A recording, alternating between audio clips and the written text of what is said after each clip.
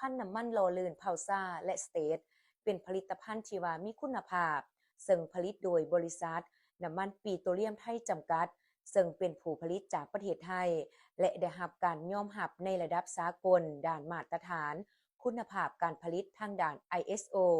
และสะท้อนถึงความใส่ใจทางด้านคุณภาพสิ่งแวดล้อมและความปลอดภัยในทุกขบวนการผลิตโดยเฉพาะน้ำมันหล่อลื่นเพาซ่าซึ่งเป็นผลิตภัณฑ์ที่มีคุณภาพสูงที่พัฒนาด้วยนวัตกรรมใหม่และเทคโนโลยีที่ได้มาตรฐานระดับโลก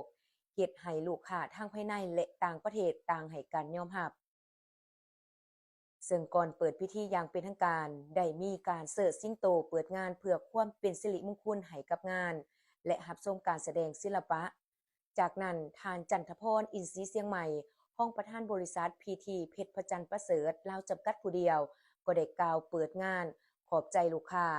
และต่อด้วยการตัดเทปผ้าเปิดงานเลี้ยงอย่างเป็นทางการซึ่งงานเลี้ยงขอบใจลูกค้าในครั้งนี้แม่นได้จัดขึ้นโดยบรรยากาศที่แสนอบอุ่นและมวลซื่นโดยภายในงานได้มีการมอบของรางวัลให้กับร้านค้าตัวแทนต่างๆที่มาร่วมงาน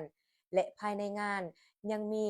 รางวัลสุดพิเศษได้มีการแจกของรางวัลใหญ่หลากหลายอย่างเช่นรถจักรโทรทัศน์ตู้เย็นตู้อบรถถีบหม้อหุงข้าวหม้อต้มน้ำและอีกหลากหลายอย่างที่นำมาแจกมาแถมภายในงานครั้งนี้นอกนั้นแล้วทางบริษัทเพชรพจันทร์ประเสริฐลาวจำกัดผู้เดียวยังได้มอบทุนซื้ออุปกรณ์กีฬาให้กับสมาคมกะโตแขวงจำปาสักในมูลค่า10 ล้านกีบอีกด้วยงานเลี้ยงขอบใจลูกค้าของบริษัทปิโตรเลียมไทยจำกัดและบริษัท PT เพชรพจันทร์ประเสริฐลาวจำกัดผู้เดียวในครั้งนี้ได้รับเกียรติการเข้าร่วมโดยท่านราชพลอินทรีย์เสียงใหม่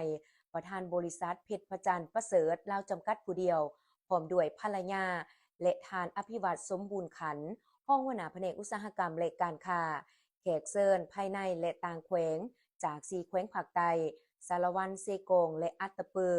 นอกจากนั้นแล้วก็ยังมีตัวแทนจำหน่ายภายในแขวงและพร้อมด้วยพนักงานทั้งหมดเข้าร่วมภายในงาน